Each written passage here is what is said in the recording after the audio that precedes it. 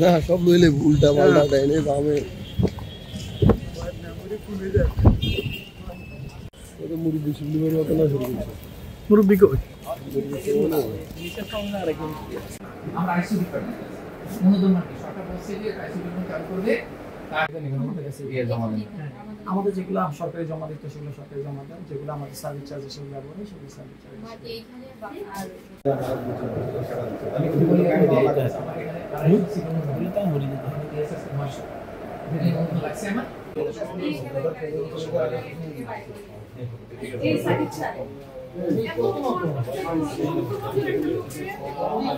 Unit আছে এটা ফেলে আমরা বারবার বরাদ্দ চাইছি যে আমার কিনতে কখনো কোনো বরাদ্দ পাইছি তার মানে হচ্ছে যে সরকারের নলেজ আছে বরাদ্দতে নামে মেডিসিন বরাদ্দে আলাদা করে আমরা আইসি ডিপার্টমেন্ট অনুমোদন মার্কে সরকার বলছে যে আইসি ডিপার্টমেন্ট চালু করবে আমরা একটা বিভিন্ন অনিয়মের বিষয়ে অভিযোগের প্রেক্ষিতে আজকে একটা এনফোর্সমেন্ট অভিযান পরিচালনা করি।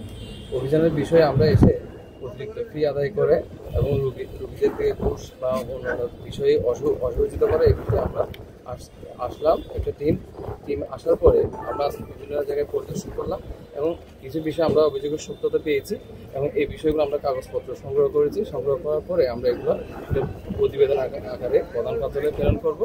প্রধান কার্যালয় থেকে পরবর্তী ব্যবস্থা গ্রহণ করবো। বান্ডেল থাকলে প্রতি সেনমানিতে টাকা বাঁচবে।